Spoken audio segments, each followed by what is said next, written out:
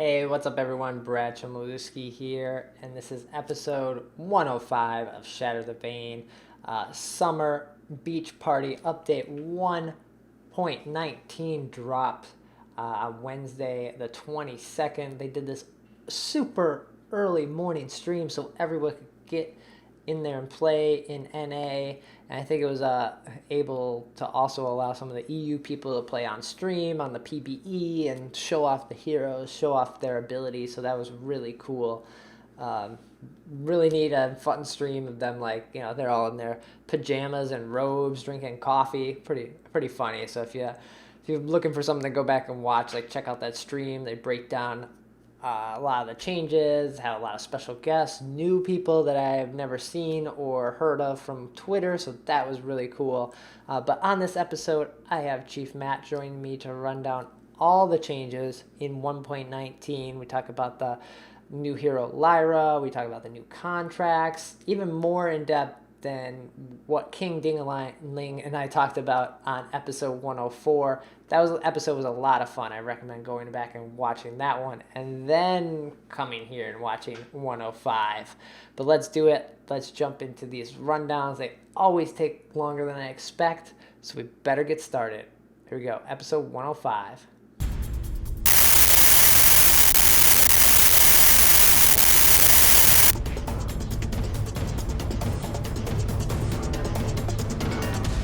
This is the 105th episode of Shatter The Vain. My name is Brad Chmielewski, and this is a podcast all about Vainglory. On every episode, we're going over news, gameplay, giving game tips, just breaking down everything Vainglory related. And on every episode, I have a new person from the community, streamer, YouTuber, developer, all different people come on and talk about this game that they love. And this episode, I have Chief Matt joining me. Welcome. Hey, thanks, man. Thanks for having me on. Yeah, good to have you here. Good to run through this patch with you because I know you do videos on your YouTube page where you run down these patch notes, so you should be pretty familiar with them at this point.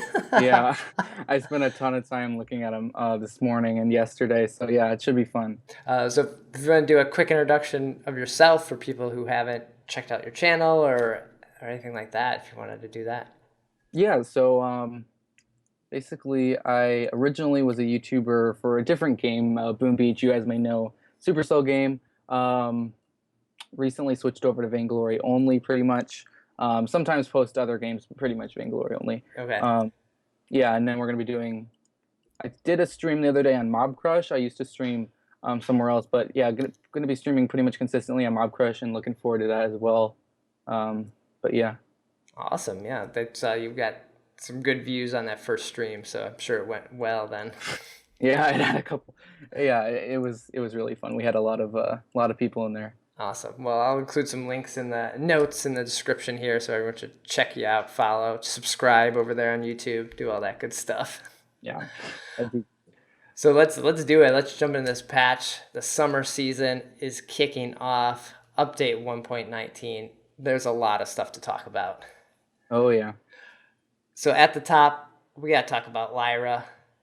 Oh yeah, we got to. She's the newest hero to hit the Halcyon Fold. One of our two roams we were promised for the last couple months, and she, I think, has a very unique play style because she's not your tanky roamer that we've grown accustomed to, to just get in the fights and cause damage. So this is a nice change up, I think. Yeah, I was playing a lot with her. I played support first as soon as the update dropped, which was earlier than expected. So yeah, we got on, we played some support. Then I played Crystal Power because I wanted to get a video for all three.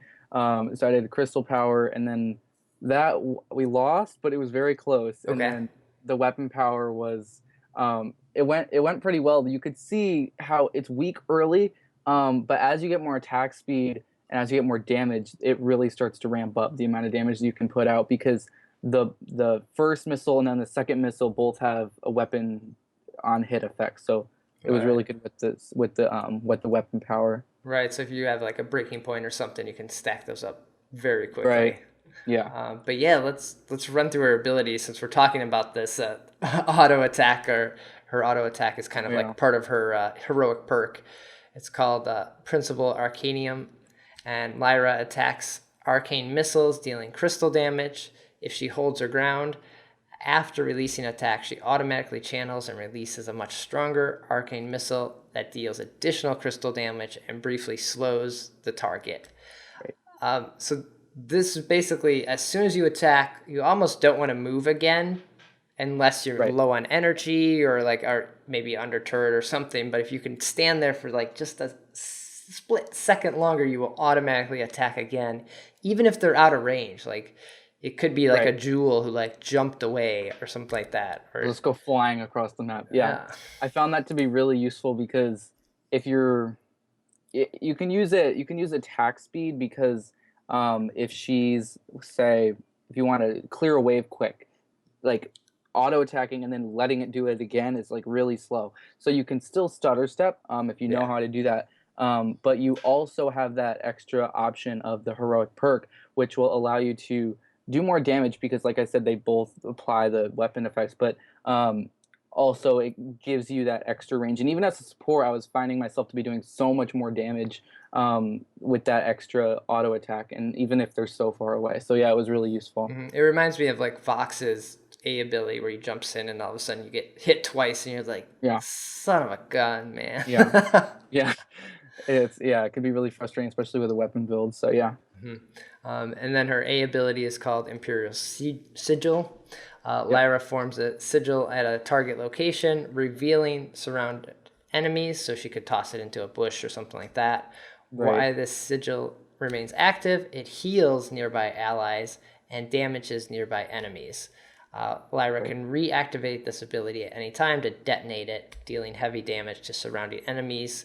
And then if she activates it for her allies, they get a movement speed through it. So this is a great ability. I actually got her in my first game of Battle Royale today. Oh, you did? And nice. This ability was like awesome in Battle Royale for your team, where you can just kind of heal up. You could throw it like kind of behind your turret for maybe one of your allies that kind of got chunked out. They can heal up, or you can throw it ahead and it's doing this damage for the enemies that come in. It's got a really neat animation because it like has like a line that kind of comes out and you kind of see them like being targeted by it. Yeah, so you know if they're getting damaged. I found with Crystal it was really effective to actually throw it on the enemy and then detonate it on them. Like right away? Like fairly quickly because it does a lot of damage. Like if you know they're going to move out of it, you want to detonate it instead of just letting it sit there because it does a good amount with the CP ratio. Whereas if you're more like a weapon power or a support, you want to like leave it there just for that utility of the damaging and then the slow, I believe that it gives. You give a movement speed boost to your allies. So you can use it if you need to run away too, if you're being chased. Like we're gonna heal up for a second and we're gonna run, guys. Let's do that. So this is what I feel like really makes her the key role as a support, the healing. We haven't had too many healing champions back when Petal used to be able to heal from her seeds, and then Adagio can heal. It's nice to have this. And Adagio could heal the Petal minions. Yeah, it was nice. So that was fun. And then her B ability is called Bright Bulwark. Yeah. After a brief delay, Lyra releases a pulse of magical energy, damaging and applying a decaying slow to surrounding enemies. This affected area then becomes a walled zone, so similar to Arden's Gauntlet here. It's kind of protection that deals the same damage and slows enemies attempting to cross its borders. And then enemies inside are snared, allowing them to move normally but preventing them from using movement abilities. And if you have an ally that tries to use a movement ability going in, they get stunned, just like you would see from Arden's Gauntlet. Yeah, one of the most useful parts of that ability is the last part, the move normally, but preventing them from using any movement abilities. Incredibly strong against like Blackfeather or Glaive, who's trying to get into the middle and then punt the carry out. You can't do that. So it makes it really, really strong. As you know, as she can counter that really well as Lyra. So yeah, I found that to be found that to be really good. Yeah, and I kind of like this if you ended up with like a weapon Arden on your team, like just having those double zones that like Right. you're not getting out of here. Yeah, I haven't tried that yet. That would be an interesting thing to do, like a CP Lyra weapon Arden or support Arden weapon Lyra or something. Be cool. But you're usually seeing this like applied almost just on top of the fight. Like, Right. all right, guys, like we're gonna fight here. Let's put this down so no one can kind of escape, and we kind of, are a little safer, I think. It's not as much as like it's not a stun, but it is a pretty significant slow if they try to cross it. And then I think the movement ability is pretty huge as well. And Arden got a change like that as well. I know this is off topic, but Arden, with his gauntlet now, instead of glaive when he afterwards flying through the wall and then getting stunned there, he gets stunned right at the wall now. That is like the best change for playing as an Arden player, like having that. You're just like, you guys are jerks. You jumped out of this and you're stunned over there. That's unfair. Yeah, he just gets to walk away. Yeah. So I think they had to make that change because hers works that way, so it would and it logically makes sense too. Mm-hmm. Yeah. And then her ultimate is called Arcane Passage, probably the trolley of all the abilities in the game now. I would agree with that. Lyra blinks to a target location, leaving a portal on both sides at the beginning and the end of it. Allies and enemies can step into it, and they will be transported to the other end of the portal. And then a brief, like a second or two later, you can go back through the portal again. Right. So you could mess up your allies by mistakes. I know this is going to be the biggest thing at first, is people like put it in the wrong places, and an ally was going in for the kill and they got ported the wrong way or something. Yeah, it's really hard to use because it's almost like you want to use it as a gap closer, like you want to dash up to them and then just start doing damage, but you can't use it like that. You have to use it as like a team utility. So if you're behind, whereas your team is up there, it's no use of doing a portal from there to your team because your team can't use that. You want to do it when your entire team is with you and you can all go over. And one of the significant thing is that your enemy can't use it until a second after you put it there, where you and your allies can use it immediately. So you have to take advantage of that and like get away as fast as you can, because in a way it's a buff to both teams, but it can also be a nerf to both teams, however you look at it. And you got to make sure you place it correctly, because I put one down that was basically like a step. It was pretty. I was like, whoops, I didn't click far enough from myself, and it didn't go anywhere. That was kind of a waste. Like, nice hole. So how have you played these 3 games with her? What do you think of her kit so far? Between those 3 and her passive, I think it's a really strong kit overall. It's not like something we've seen before. It's like it's heavily utility based. Her A allows her to be a very good like damage dealer, but yeah, overall I feel like it's very heavy on utility. And I really enjoyed the games that I did. Probably CP the most, to be honest. I really like the CP with alternating current and probably an Eve or a broken myth or something. But the support was probably one of the most reliable paths, and weapon was fun as well. I know I tried to get some footage for that. Rumbly successfully got some footage, so that's good. Oh, nice. And I was in the game with him, so that was fun. But yeah. So you think, are we gonna see like mostly Roam, Lyras, and the crystal ones are kind of like the people playing Lance in lane right now, like as weapon carries? It's kind of like, it's neat, it can work sometimes, but it's not the best use of her. Right. Yeah. The weapon power, I feel like it definitely has potential if you can get there with the items. You need like probably 2 to 3 tier 3 items to actually do some damage. Whereas the support build, she's more strong, like from the beginning with that utility with her A and B, preventing glaives, afterburn, the rose offensive from Blackfeather. Yeah. And I see her being really good with heroes that want to like stay in the fight, like the Saws, the Rhymes, Cruels. Like if they're on your team, like throwing down your sigils and things like that, where you can just heal up your team and kind of support them without having to, I guess body block. Right. Yeah, I think Saw is, somebody mentioned a Saw as well, because you can leave the portal full sauce. So like he can be completely outside of a fight, and then he could be in the middle of a fight, spun up, and just start doing massive damage to everybody in the middle of a fight. So yeah, it's definitely something to experiment around with, I feel like. Nice. Well, she's available for ice for the first 7 days, 900 ice. I saw you unlocked her with ice. Yep. I just got her. I couldn't wait. And then after that, she'll be I believe, the 900 glory, and still available from ice after the 8,000 glory. 8,000. Not 900. 8,000. That's pretty cheap. Yeah, man. that'd be really cheap. I don't even think anyone's 900 anymore. Yeah, I think it's Ringo. But yeah.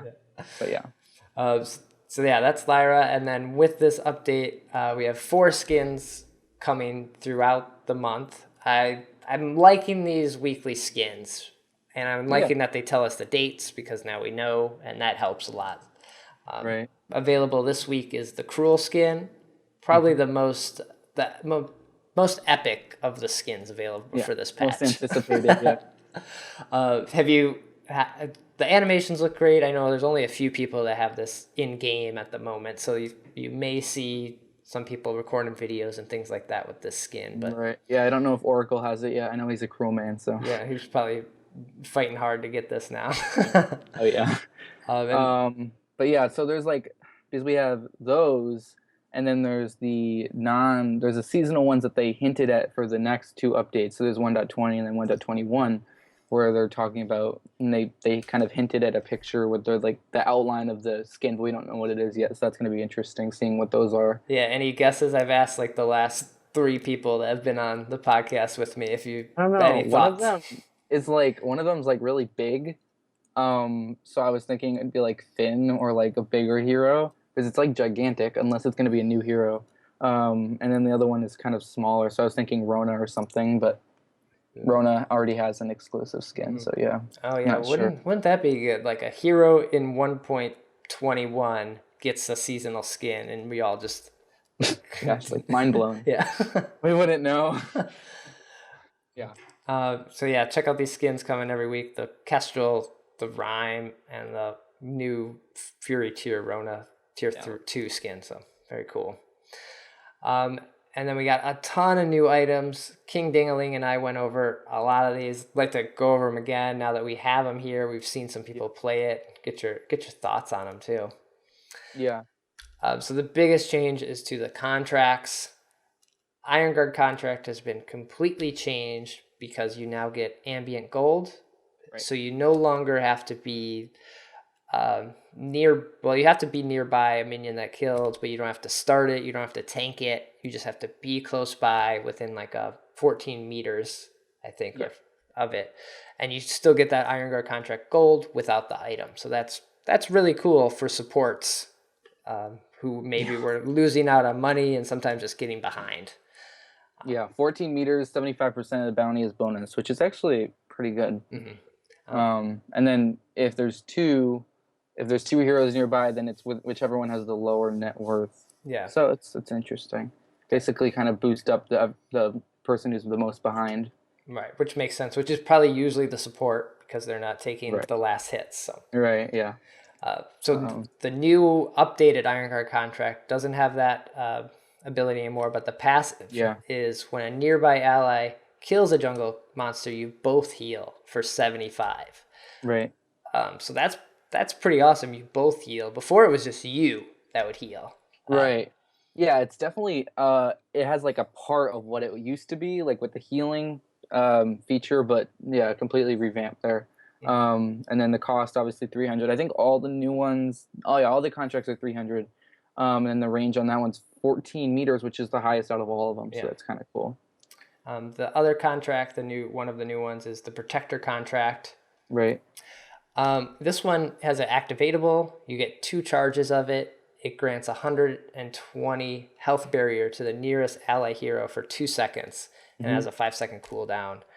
The range is 8 meters, so a decent amount, not too bad.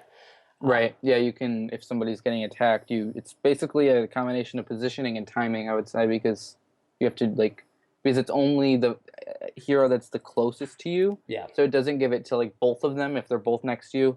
If you want to get it to a specific one, you have to make sure you're closest to them rather than the other hero. Um, but yeah, it's 120 health barriers, so it's pretty significant in the early game, I would say, for sure. Yeah, so this is your contract if you think you're gonna want to farm for a little bit. If you have a couple heroes that maybe Right. like our level 1-2s aren't that great, but then after that we really start to pick up. We'll get some items. So that's usually what you'll see the protector contract being picked up for. The offensive one is called the Dragon Blood contract. So this one also has an activatable. After a brief delay, nearby enemies' heroes are marked for 3 seconds, and then the next basic attack from an ally consumes the mark, slowing them and dealing crystal damage. And you get 2 charges of that. This is a very short range. It only is 4 meters, so you got to be in a fight. You're going. It's like a melee. Yeah. Yeah. This is neat. I haven't tried this one yet. I tried the Protector contract, but I haven't tried the Dragon Blood yet. Yeah, I tried Protector on my first game as well. I don't know. It's just something that I felt good about. But yeah, I feel like Dragon Blood would be good for an early aggression team like, I don't know, who's strong early game now? Well, you got Kashka and Taka. Yeah. But yeah, the team you're going to be invading a lot. And Sky. Yeah, Sky could probably Sky for sure. blow up these marks very quickly. So Sky got some pretty good changes. It wasn't as significant as I was expecting it to be, but I think she'll be in a better spot now. Okay. Because I felt like her A was lasting like forever in some situations and just mowing you down. You're like, when is this going to end? But now they change that a little bit. Yeah, we'll get to Sky here in a minute, but the contracts they don't build into anything. This is my only gripe about the contracts. Like, I now spent 300 gold, and I have this item that it just does this. It doesn't go into the Stormguard banner anymore. It doesn't build into our Warhorn or contraption. Like, what do I sell this late game? Like, at some point, this kind of just like, let's get rid of this because I can buy a better healing item or a better offensive item. Yeah, I feel like, I mean, it's late game 150 gold for like selling it, or 300 if you bought it, would be like so insignificant that you wouldn't really care too much if you had to sell it. Like, I mean, but yeah, I feel like it would definitely be worth selling if you had, because it's not going to be worth it late game to have 120 health barrier to the nearest ally for 2 seconds, Yeah. But yeah, so I think it would definitely be worth getting rid of. And working towards one of the tier 3 ones, like the War Treads or the Storm Crown or something like that. And we may see some of the teams pick up 2 of these early on. We might see like the Iron Guard and maybe the Dragon Blood like go together, and so we may start to see a little bit of that. If you just end up selling them anyway, like, let's do these, get ahead, sell them, and then just keep snowballing from there. Have to see how it plays out this week as everyone tries things out. And then you got Flare Gun, and then the new items as well. Yeah, so the Stormguard banner, that was changed. That no longer builds out of the Iron Guard contract. It now builds out of Energy Battery. So it's a little different now. You still get kind of a similar passive that you used to get. After using ability, your next 3 basic attacks in the next 6 seconds deal 75 bonus true damage to non-heroes and 20 to heroes. So true damage is dangerous. It's always one of those stats that are being tweaked because you can't. It ignores shield and armor. Yeah, you can't build any items to like combat true damage. So it's you could build health, right? Yeah. So you could, but yeah, if you notice, it's like a completely different item than like it was before, because now it's like you mix 3 basic attacks in 6 seconds, whereas before we had like saws going on turrets and just mowing down turrets because of this item. So I think it was definitely an interesting change to this item, and I think this is probably where they wanted to go with it. Like, have it give certain heroes a certain boost, but they didn't want it to be OP, and I think this will hopefully be the step in the right direction for that. Right, yeah. And so, it builds out of the Energy Battery, and I figured out what recipe was earlier, where the recipe is just 800 gold. Extra gold. Extra gold, yeah. I was like, when they put out those preview patches, I was like, what's recipe? What's it going to be? Oh, it's a new item. Yeah. Recipe OP. So Yeah. recipe is just additional gold. So Right. I feel like they just don't even need recipe there. I feel like I'm missing something that's like used somewhere else, but Yeah. I guess like it's like plus 800 equals. I mean, that yeah, would make sense, yeah. but yeah. Then one of our new items is called the Storm Crown. Hmm. So this item builds out of your Stormguard banner and your chronograph. So this is your new cooldown item. Right. So passively, you lose the Stormguard banner stats a little bit, but so after using an ability, your 4 basic attacks in the next 6 seconds deal true damage to non-heroes and then heroes. So similar, but it's 4 basic attacks. Yeah. So it's a little So more. it's like, yeah, it's a little bit of an upgrade from the Stormguard banner, essentially. And You, then you get all those extra, curl down, recharge, energy, regeneration, health, etc., etc. Because it has to be a tier 3 item somehow. yeah, so this is a Catherine item right here, I guess. Yeah, for sure. Because you get the cooldown. It's huge. And then we got a bunch of new boots. You mentioned these are journey boots, our standard tier 3 boots we've seen for a while. Got a little bit of a change. Right. The movement speed for them is up. The cooldown was increased from 30 to 60 seconds. So that's quite a bit. But if you damage a hero, the cooldown is set to 12 seconds. So Yeah, that's so weird. If it's anything, I think if it's anything above 12 when you damage a hero, then it goes to 12 seconds or something. Yeah. but So that'd be interesting. they took away the armor, the shield, and the health, and that was a lot of the reason why you'd see people pick up tier 3 boots in general. It's like, well, you need a little more health, and now it's time to get them. Now it's gone, yeah. So these boots you may not see as much on. Yeah, I wouldn't think so. Because the other 2 boots give you so much better stats. Yeah, here we go. The War Treads. This is the new Warhorn. So Warhorn has been removed from the game now. Sad to see items go. No, I parted with Warhorn. So these new boots have an active to them. So you activate them, nearby allies sprint for 2 seconds, and the cooldown is 60 seconds. The passive move speed is plus 0.4. You get extra health, and the Stormguard passive was removed from them. So, yeah, Right.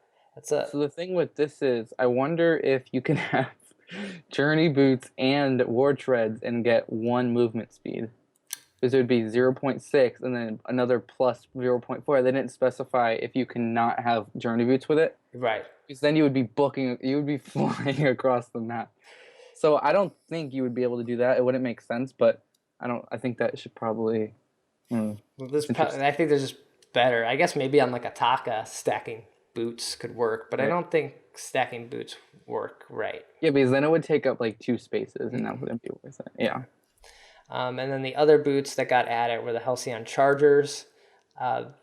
These have active sprint for yourself for 3 seconds, and the cooldown's 50 seconds. You get plus 200 health, you get cooldown speed, you get energy regen, you get extra energy, and these build out of travel boots and void battery. So pretty nice item for, like Celeste, Crystal Power Ringos, CP Takas, people like that want the cooldown speed and just that extra health as well. Yeah, I feel like that one's fairly straightforward. I almost feel like it's an upgrade of it is an upgrade of War Treads, but yeah, so it's a little bit more expensive.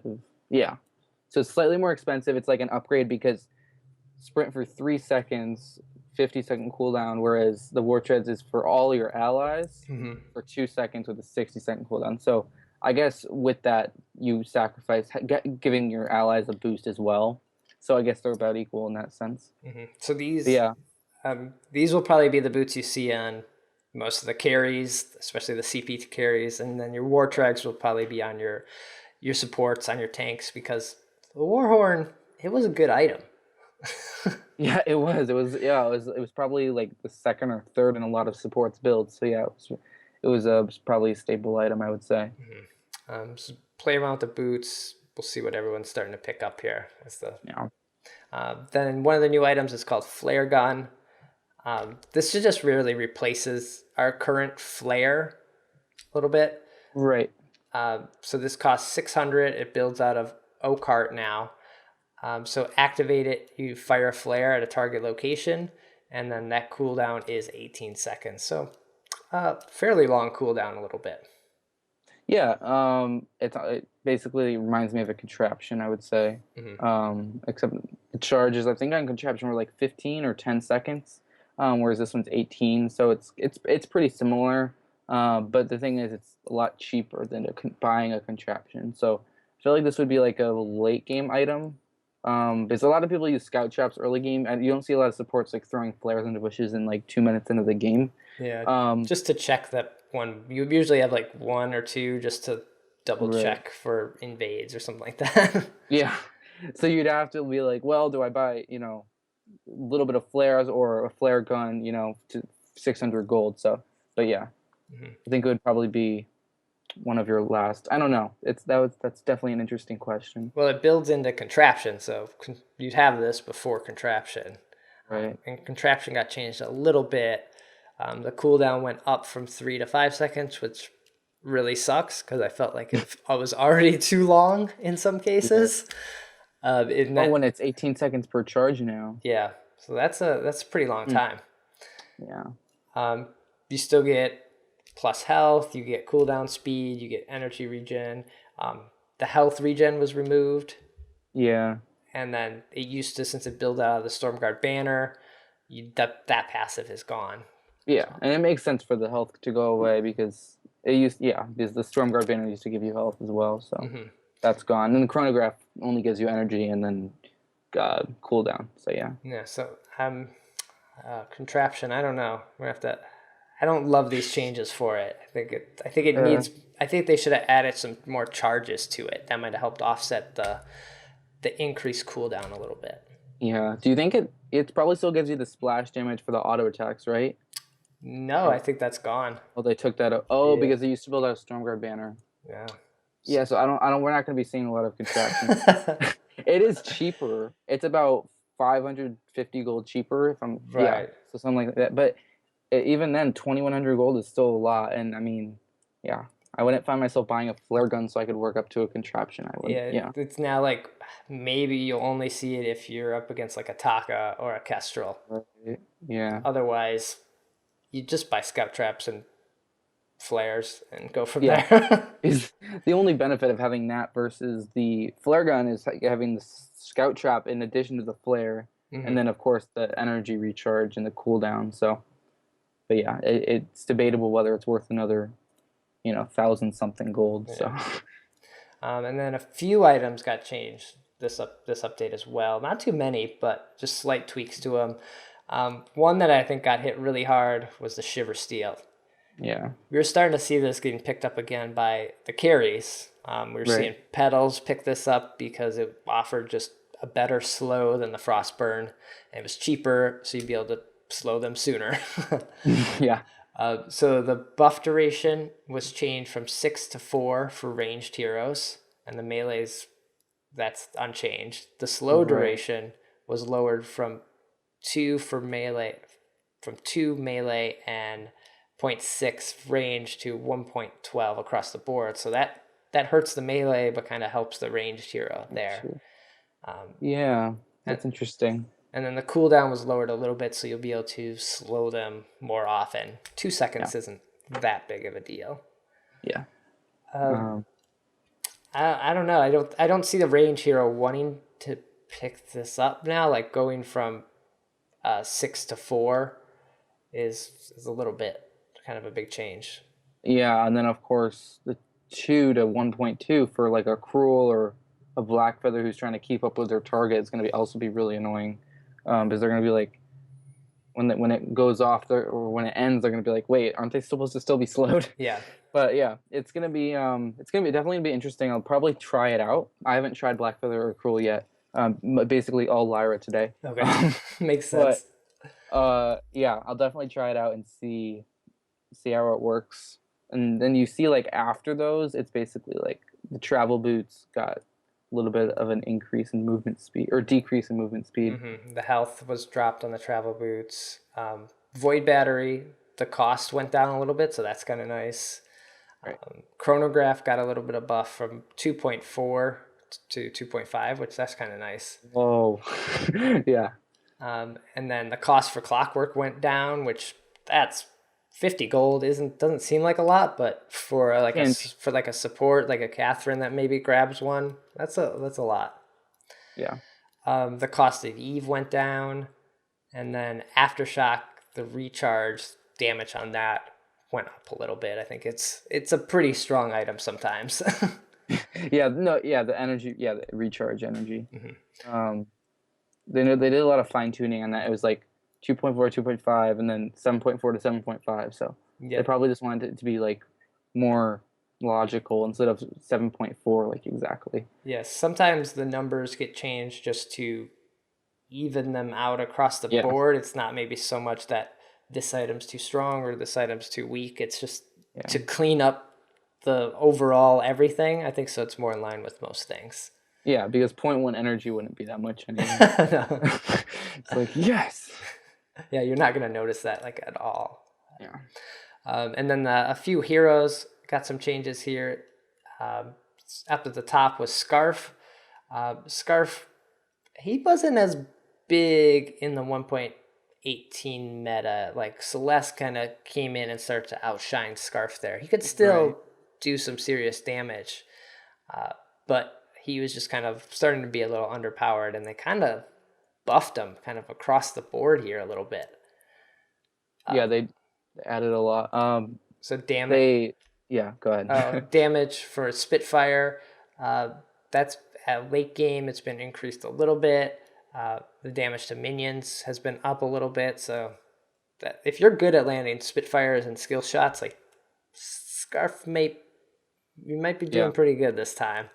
Scarf was like the only hero I would play in lane last patch because Vox, he was good in CP if you can get that resonance bounce thing right, but I wasn't good getting used to that play style. He used to be my main like before, but then I just could not get used to that. I would play weapon, but I couldn't get the crystal down, so I would play Scarf if I had to go crystal lane. And he was really strong, so now that he's getting even more, it's kind of going to be interesting. The only thing that they change would be the Fan the Flames. It's like all the damage is coming at once instead of doing over time, which we're used to having it go over time. So that's going to be kind of interesting how that changes things. Yeah, so says Scarf's fire-based abilities burn targets for 5 damage per 4 seconds, but basic attacks against burning targets instantly deal 3% damage of the target's maximum health. It used to like build up to that percentage. Right. So. Yeah, the Ace attack would like add on more burning. So that's interesting. And then the goop damage, that's been upped a little bit. The slow was increased by 5%, and the slow while burning has been increased 10%. So if you're on fire in that goop, you're not getting away now. Scarf's guy. Significant. Yeah. And then like one thing I just read, I was like, this damage, Fan the Flames, this damage can critically strike for double damage. Right. I didn't read that, but that's kind of interesting. Yeah, the crit Scarf, he's gonna make a comeback. It's like all our Tyrant's Monocle Tornado. But yeah, it's kind of interesting. And then the Dragon's Breath, I never knew that there was fortified health on the Dragon's Breath, but apparently there was. So and they upped that a little bit at level 2 and 3 just to give you more reasons to take it, I think. Yeah. They did reduce the damage that Scarf does to Kraken and turrets, which makes sense because Scarf could just take Kraken no problem and take down turrets really fast. Yeah, because he would do a lot of damage. And then people would find themselves doing A and B instead of maxing the C. So yeah, I would say that's an incentive to get the C over the B and the A. For sure. I mean, obviously max A, but I feel like it's always an argument between B and C. Yeah, and it depends on like who you're fighting too. Like if you need to slow people down, you might want that B. And but yeah, so that's Scarf. I remember when you used to be able to get the goop. Like remember when they reduced the range on goop, it would be like from whatever meters to like 3 meters less. Yeah. And you used to be able to like put a goop on a turret from like so far away. It was the same range as Spitfire. Yeah, you were out of range for it. It was, and when there was no shield on the turrets, like you could just take turrets really Yeah, you would fast. just melt it. There would just be Scarf sitting in the top bush and then just constantly throwing it down. Yeah. That's nice that that's gone. No more of that, yeah. And then Sky, we were mentioning Sky a little bit earlier.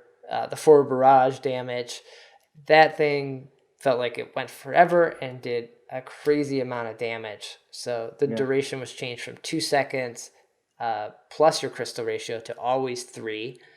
So that's kind of nice. The damage to objectives is down 20%, which is great because Sky, like Scarf, could melt turrets and Kraken and things like that. And then the damage is down across the board as well. Yeah, so overall a nerf to Sky. But I mean, I guess it's well seen because she was really strong last patch. Yeah. I would find myself wanting to play Sky in like a rank match, and then she just get instantly banned by either my teammates or the other team before I could even say, "Don't ban Sky." Like I want to kill her. But yeah, it was just an insta like, "Oh yeah, Sky." Yeah. Kind of like Black Feather when he like first came out or whenever he was OP. Yeah, I always want. I am not a great Sky, so even when I would play her, like I do well, but maybe not as well as someone else. Right. Yeah. It would be like, yeah, I'm just about as good as a normal Sky without the OPness. Right. Yeah. But yeah. That's the guy. Adagio also got some nerfs finally. Like it was Sky, Black Feather, Adagio, Taka bans every game. Those were the 4 people like you would ban out one of those. And Adagio was always my pick because he's just annoying to deal with. And if they got a buff comp going, you were done anyway. Yeah, it's really strong. So his Agent of Wrath only buffs the next 4 basic attacks and 6 if you overdrive it. I don't know what it was at before that. I don't have those numbers in front of me. They didn't. It wasn't a limit. Oh, was it just like it was just for the duration of the ability. They can get as many auto attacks off as they want. Oh, okay. So that's actually a pretty big nerf. So that makes sense. The Saw buff comp because Saw's getting off those bullets pretty fast with the Adagio's help. And then the Versa Judgment, the damage was changed. It was increased from the basic stats. The crystal ratio was dropped down a little bit, which I don't. It's understandable because if you had like a broken myth at like 5 stacks, it'd just be like 1,000 damage. Yeah. So I think this is a nice change to Adagio. I don't think he is our insta ban. I think he's still annoying. Right. But I think we can slide away from banning him out every game. Yeah, the Agent of Wrath buff or the nerf is pretty significant. I think the 4-4-4-6 still gives you a little bit of a reason to max the B. And I think people still will, but definitely not as just deciding as it was before, where you could just buff people for the duration of the ability. Yeah. And then Cruel, who we're going to see a lot of this update just because of that skin coming out. As soon as someone gets it, they're going to play him and everything. Bragging rights. So he had a little bit of a buff to his Crystal Path, which some people may remember like the Aftershock cooldown Cruel days. So we may start to see some of that start to come back here. His Spectral Smite, the damage ratio was up from 0 to 50, and the base heals from 0 to 35. So that's a big buff for those Crystal Cruel players. And then his ultimate from Hell's Heart, the crystal ratio was up from 50 to 100%. Why wouldn't you try him as crystal now? Like it's giving you like a better option here now for it. Yeah, before I felt like it was like utility Cruel plus attack speed, whereas now I feel like we're going to be seeing like some hard crystal Cruels. Whereas like, I mean, before I remember people, I remember still like some people with because Dead Man's Rush still has crystal ratio. Yeah. But the Spectral Smite and the From Hell's Heart had lesser. Obviously, Spectral Smite had 0. The Ultimate had 50. But yeah, the Dead Man's Rush still had a significant amount, and I've seen people do pretty well with him. You have to be pretty perfect, but I have seen it. So now that the Spectral Smite is going to be a lot more forgiving, so that's going to be hopefully or possibly pretty bad to deal with. We'll see who gets their hands on that build. Yeah. First. I kind of like Crystal Cool was fun. Yeah. Yeah. When it was like Aftershock and you just like half their health was gone. Mm-hmm. And your barrier was like half of your health. It was insane. Right, and then you'll have Lyra there healing you up. This is sounding good, yeah. And then Arden, he had a little bit of a change. His damage was knocked down a little bit because Yeah. weapon Ardens were creeping in there, and just carry Ardens were starting to just. I could never believe how much damage sometimes Arden does when you're fighting him or fighting as him. You're like, yeah, I'm just gonna kill you. I'm Arden. I got Yeah. that. And like even with like a Stormguard banner passive, you could do like a lot of damage with your auto attacks. But now that's not really possible because they nerfed Stormguard banner and well they changed it, but pretty much a nerf, and then they nerfed their basic attack damage, so it's going to be a lot less detrimental for the enemy team. And then we mentioned his gauntlet. Now you get stunned at the gauntlet edge if you try to jump it, so that's good. The stun durations decreased a little bit, and then the crystal ratio was up, which you don't see too many crystal Ardens, so this shouldn't be that big of a deal. It's like they get a broken myth and just.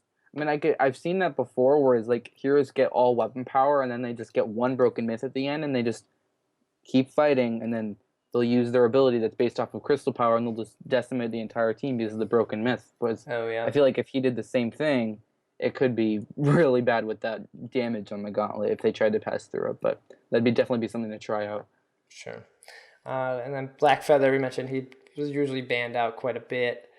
His Faint of Heart, the damage was what was this? It was dropped down a little bit, but then your ratio for weapon power was increased. So because we were seeing a lot of just like one item Black Feathers and like tank, right? And so it was like dude was doing too much damage just by himself without any items. So that's just a slight change to him. I think we're gonna still see Black Feather all the time. Yeah, for sure. And then Catherine, who I think it's her time to shine. I think. Oh yeah, pretty significant buff to her. I think we may see a lot of Catherine here. So her energy cost for her A ability was dropped down at max level. It's the same early on because if she could stun people level 1 for less energy, like that would not be good. But yeah, it's like they reduced the cooldown too. The Stormguard banner is up. The damage is up across the board. And then her Blast Tremor, her ultimate, that's just a little bit, like 5 across. So not too much, but I think it's enough to make Catherine kind of come back into this patch. So many new cooldown items for her to like kind of just bully people around. Yeah, I think we'll see Stormguard or Storm Crown on her. I'll definitely try that. And then possibly some damage items. I don't know. With that bubble damage. Halcyon Chargers, Storm Crown, just go in there, mark people with your Dragon Blood, and just attack them.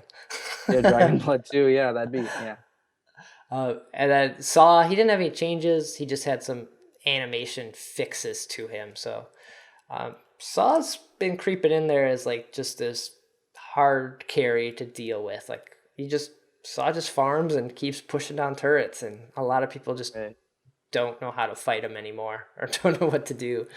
Right.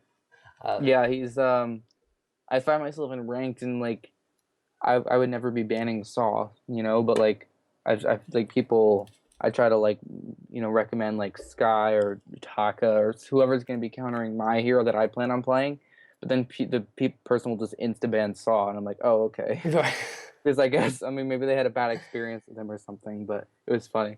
It makes sense if you don't know how to deal with him in lane as a laner, you're just kind of like, well, we're screwed here, guys. He took the turret at 3 minutes, and you didn't. Right. Yeah, we had a Lyra, Vox, and Glaive today, and the Lyra would just get deleted because she was the support, but even then she would still get deleted because she's so squishy. So as she was getting focused by the Saw, me and Glaive would just have to dive him basically. Yeah. Yeah, that would be Lyra's, I think, only downfall here. If like a Taka or a Kashka or somebody can jump on her and insta-kill her first, we may see that kind of happen and then focus the carries because she's going to offer so much utility with their heals and her escapes and things like that.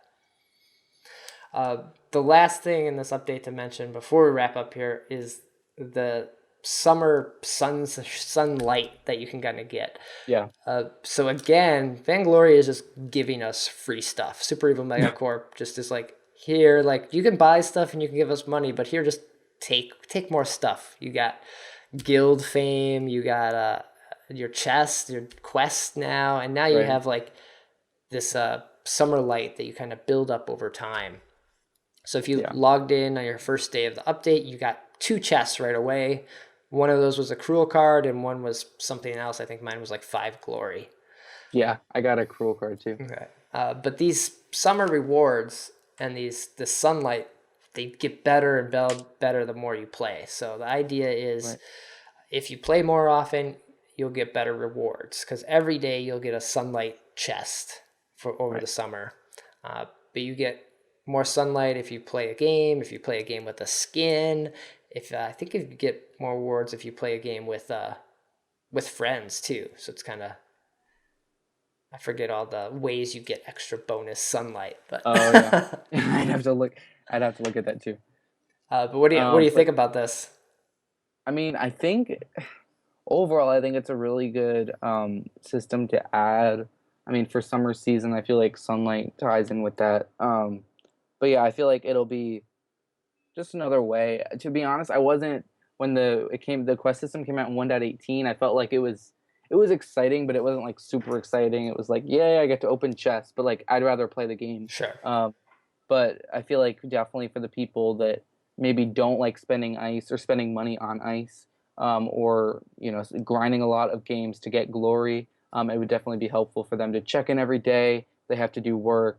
And just get the reward in that way. And I think that's probably what they're aiming to do, is just make it more accessible and give everybody a chance to get the skins or whatever they're working up to. Mm-hmm. And like it's a way to get people that like casual, like very casual, to come back and check the game every day. And like maybe they'll be like, oh, well, I'm here, let's play a game. Where you and I, we play a lot. We don't need another reason to play the game. I'd be playing no matter what. So I like this for the reason for the new players. For me, I start to feel a little overwhelmed because now I have sunlight, I have quests, I have glory, I have fame, cards, ice. There's a lot of things going on. You got everything. Yeah. But it's really interesting how they're adding everything on, and then they have new quest types, hero quests, daily quests, and conquests, like so much new stuff. Mm-hmm. And as a result of them giving away so much ice and glory, they had to raise the price of some of the heroes. I don't know if you saw that. Yes, like I did. Catherine and Kashka, I believe, went up to the increased price that everyone else is at. And yeah, because they used to be at 800. It used to be Catherine, Kashka, and Ringo at 800, and I think they're going to keep Ringo at 800, but the other two, they may move up. Mm-hmm. And I think everyone gets Ringo for free if you're a new player. So makes sense. But yeah, makes sense. All this free stuff they had to we're giving too much away. Increase the prices. Yeah, you got to balance it out somehow. Yeah. And then there's co-op versus battle royale, and then co-op versus bots in like a normal casual match. That's interesting. I played a co-op versus bot match the other day because I logged into my EU account, and that's one of the quests that you get. Okay. And I was like, this is it's a weird feeling because the bots are dumb. They're really bad. And I don't know what my team's doing. I just run around and take all the jungle. And, kill everything. Yeah. And the bots also don't buy items, or at least the ones, whatever game I was playing, they didn't buy items. So it's I just kill you. I have a bunch of items. I just 2-shot you now. So right. It's hilarious. And in the past updates, I feel like they've been getting a little bit smarter. I remember when they used to just you'd be taking their vein crystal and they'd just be, as soon as they respawn, they'd just be running out to the lane. Right, yeah. Hello, I'm taking your crystal.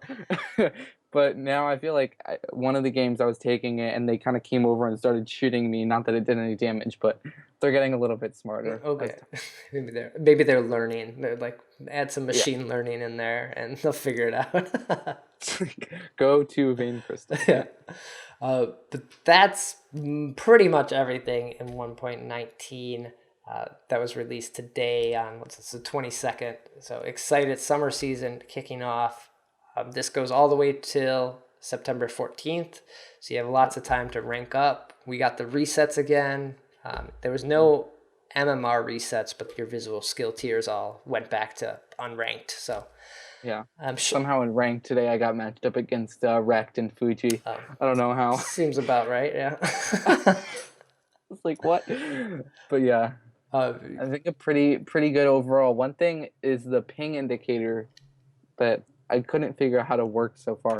It's like supposed to tell you if there's a router issue or like a local issue versus a server issue. On the front of on the home screen? Yeah.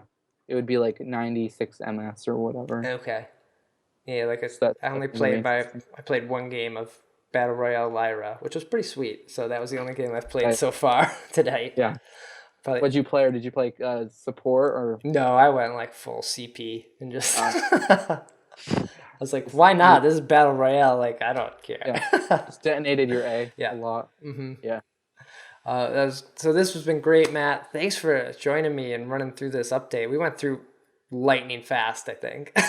Yeah, we did. It's faster than normal, but I feel like it was this update is just jam packed. There's so much stuff. I feel like the next update we're gonna be like so happy that it's like chunked down because it's just so much stuff.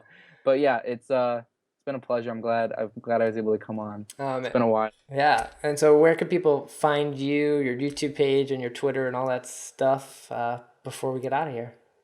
You could definitely log on mobapproach.com/chiefmatt or youtube.com/nothingbutboom. It was my username before. Okay. But yeah, or I'm sure I can get a link commented in the description or something. But yeah. Yeah, I'll get a link in the description up to YouTube and Twitter and all that stuff. So be sure to follow and subscribe. And yeah, so that'll do it for episode 105. All these episodes are available at shatterthevain.com. Links to iTunes, Stitcher, YouTube version. And yeah, I should be back with 106. We'll kind of see how 1.19's been treating us and talk more about the changes some more, and I think maybe have some builds for Lyra and things like that. Yeah, you'll be able to get it there, yeah. But thanks for watching, and I'll be back soon.